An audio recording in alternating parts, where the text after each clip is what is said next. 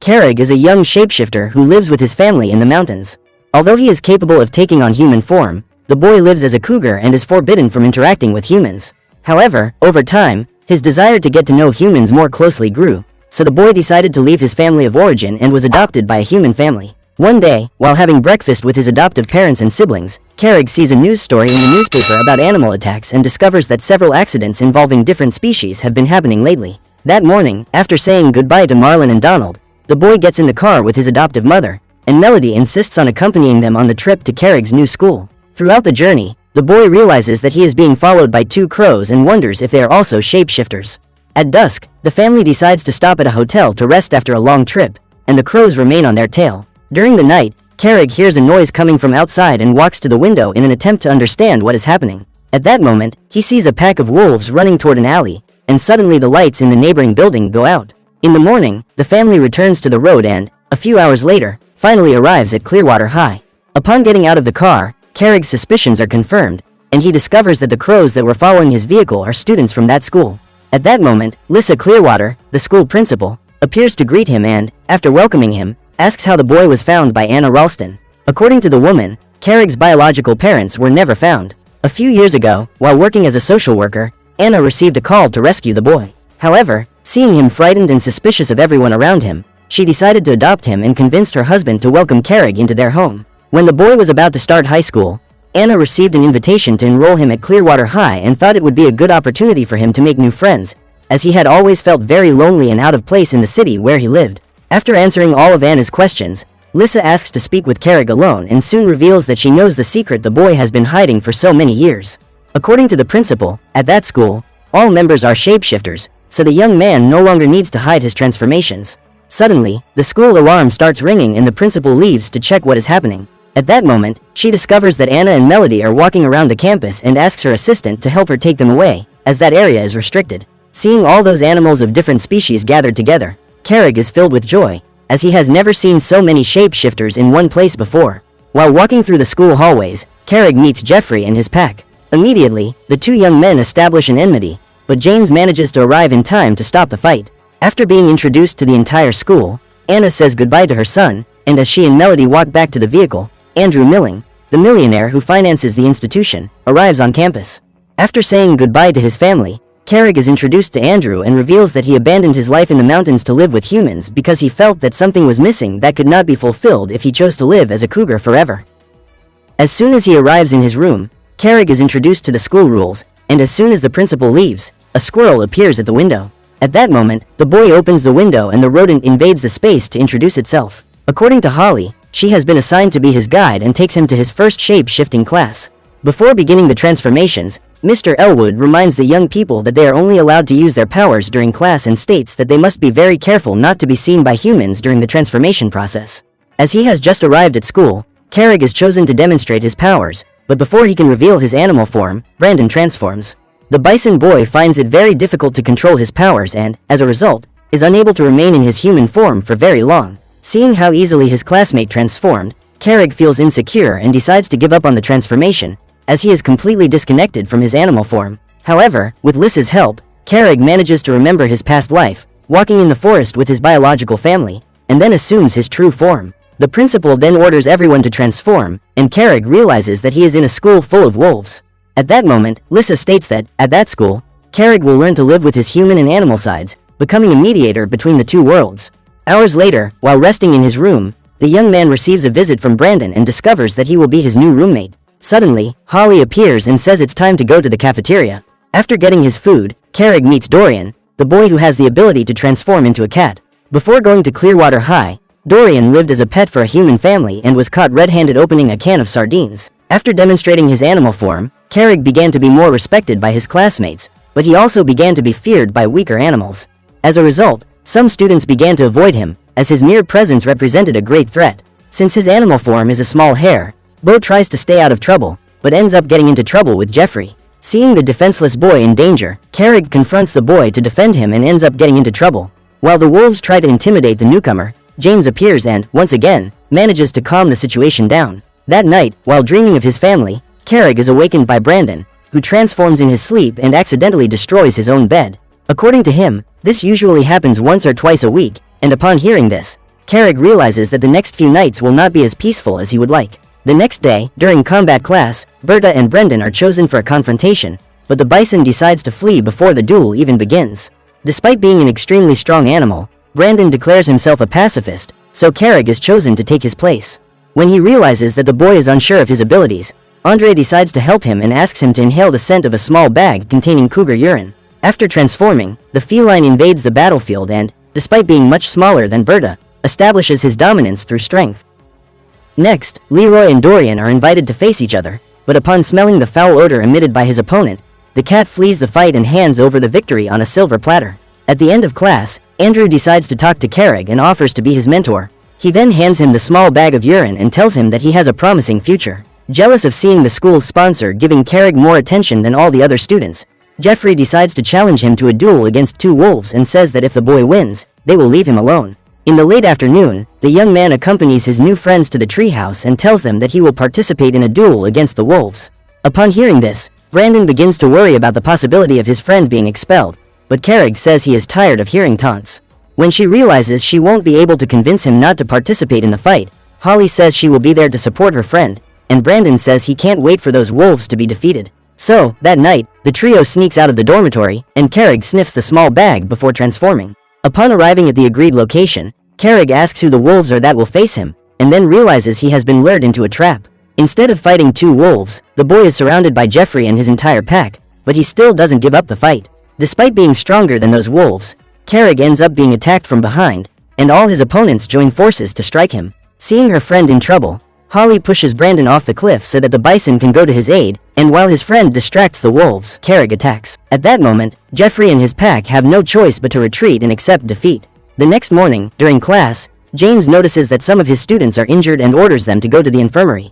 When asked what caused their injuries, the young people come up with a variety of excuses, but it is not difficult to see that they were injured during a fight. When he is about to be questioned by the principal to tell his version of what happened, Carrig receives an invitation to take a walk with Andrew and, during the ride, discovers that the man already knows what happened the night before.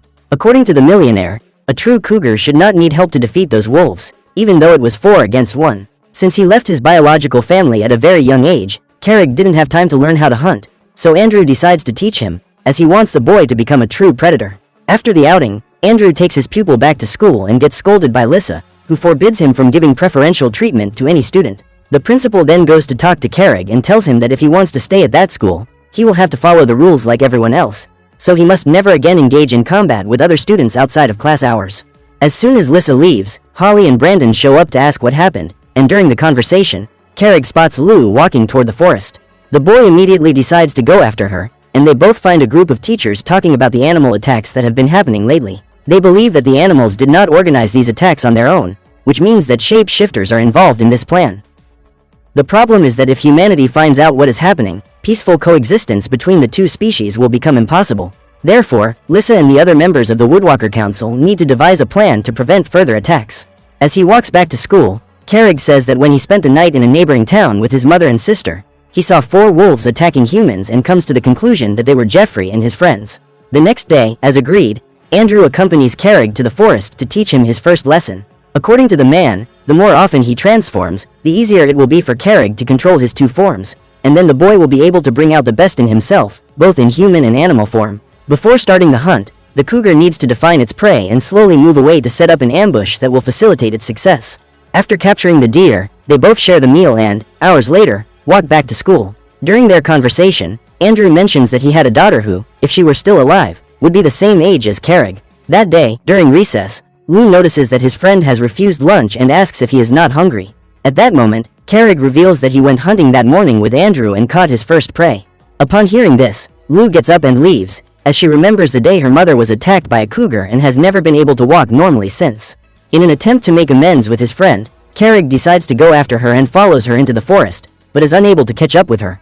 At dusk, while in her room trying to sleep, Carrig hears Jeffrey's howls and, looking out the window, realizes that the wolves are plotting something. In an attempt to find out what the pack is planning to do, the cougar decides to go after them and follows them to the nearest town. Once there, the wolves scare off a security guard to break into a factory and end up being caught red-handed by Carrig. When they realize they are being followed, the wolves decide to join forces to attack the cat, but Andrew shows up just in time and manages to prevent the fight before it even starts.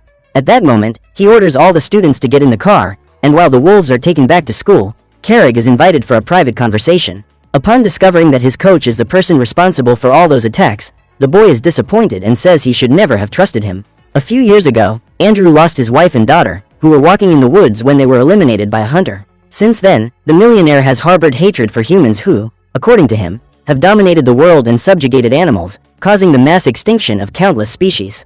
Over the past 50 years, the Woodwalkers Council has tried to encourage humans to protect nature and animals, but nothing has changed. In fact, things are getting worse and worse, and because of that, Andrew has decided to take action on his own. At that moment, Sheila appears to serve dinner, and Carrig notices that the woman is wearing a mechanical leg. According to Andrew, Sheila is a snake woman who was hit by a car while in her animal form. During the meal, the man invites Carrig to join his project, but the boy says he is not willing to hurt anyone. Upon hearing this, Andrew states that his goal is not to hurt humans, but to sabotage their machines so that they cannot continue to expand projects that could harm animals. After promising to keep what was discussed that night completely confidential, Carrig says he needs to think about his mentor's proposal, and the next morning, he helps Brandon train his combat skills. While running through the forest destroying everything in its path, the bison ends up being hit by Carrig's parents, who have traveled for a few days to visit their son at Clearwater High. Seeing his friend coming toward him to apologize for the accident, the boy tries to cover it up and invites his family to see his room. As soon as she enters the room, Anna sees a squirrel rummaging through her things and is reprimanded by the principal, who informs her that there are specific visiting hours. Before leaving, the woman says she will be spending the entire weekend in the neighboring town and invites her son to join her for a trip. Carrig immediately accepts the invitation and says goodbye to his adoptive family, as they need to take the car to be repaired. As soon as his family leaves, the young man receives a call from Andrew, who invites him to participate in an event that will take place that weekend. However, Carrig informs him that he will be spending the weekend with his parents and says that he does not like the idea of harming humans. At that moment, Andrew hangs up the phone and the boy decides to go to the forest to distract himself while practicing his transformation. Hours later, after walking dozens of miles, Carrig receives a visit from Wing and discovers that people were worried about his disappearance. While the shapeshifters talk, a drone appears and Wing orders the cougar to flee, as a hunter has sent dogs to track him down. After running for a few minutes, the feline hides in the treetops, but continues to be pursued by the drone. In an attempt to help his friend escape, Wing destroys the equipment and Carrig continues his escape. After running for a few minutes, the feline pauses to rest, and Shadow throws him some clothes so he can assume his human form again. Thanks to the support of his friends, the boy manages to return safely to school, but faints from exhaustion as he is about to enter the campus. Luckily, Andrew manages to find him and takes the boy to his house so he can rest.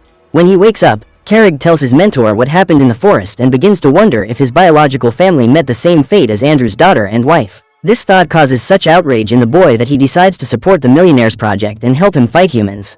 Before leaving for his first mission, Carrig discovers that Andrew has sent some shapeshifters to try to locate his family and promises that, if they are still alive, they will soon be found. Soon after, the boy receives a call from his adoptive mother, who says she needs to cancel the outing because she remembered she has an important appointment to keep. Suddenly, Brandon and Holly show up and say they were worried about their friend, but Carrig orders them to leave. After driving for a few minutes, the group arrives at the mine. At that moment, Andrew divides the teams and orders Carrig to keep the forest animals away from that perimeter. Meanwhile, Jeffrey and the other wolves must evacuate the employees to prevent any of them from getting hurt. After scaring away some rabbits in the vicinity, Carrig discovers that his parents are setting up camp nearby and tries to think of a way to protect them. Terrified, the boy calls his mentor, and Andrew says he has seen Carrig's family setting up a tent in that valley, but assures him that they are safe. Seeing the angry wolves scattered around the area, all the employees feel threatened and, to avoid any attack, decide to flee in a pickup truck. As soon as the men leave, Dan enters the vehicle to knock down the stacked logs, and Carrig begs him to stop the mission, as he is afraid his family will be affected. At that moment, Brandon and Holly show up to help him, and the wolves decide to flee when they spot Shadow and Wing flying overhead. Afraid of being reported to the principal and ending up expelled, the pack abandons the mission and leaves the mine. At that moment, Lou appears and tries to convince Derek that there are better ways to close that mine, because if they destroy everything, the humans will want revenge. However, instead of listening to the girl, the man pushes her away and is attacked by the crows. Furious, Derek transforms into a grizzly bear and Brandon joins the fight to defend his friends. With Holly's help, Carrig kicks Dan out of the vehicle and turns into a cougar to chase him away. The problem is that, at that moment, Andrew appears and removes the piece of wood that was blocking the wheels so that the vehicle can move. Feeling betrayed by his protege, Andrew jumps on him and the two begin a duel. However, upon seeing the logs rolling toward the valley where his family is, Carrig abandons the fight and runs toward them, risking his own life to try to save them.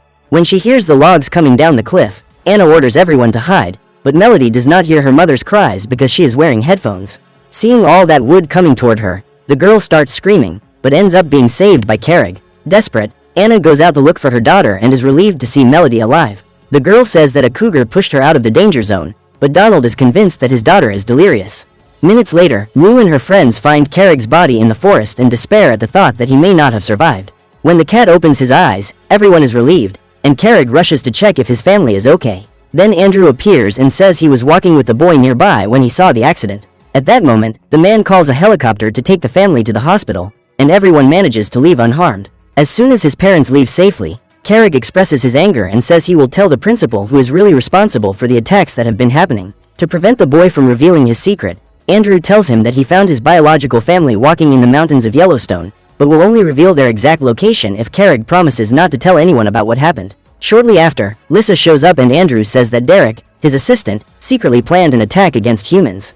Although she does not believe that Andrew had no involvement in the destruction of the mine, the principal decides to leave when she hears the police approaching, but says she will conduct a thorough investigation into what happened there. Upon arriving at school, the young people are welcomed as heroes, as everyone has already heard the news that they saved the day. So what did you think of this movie?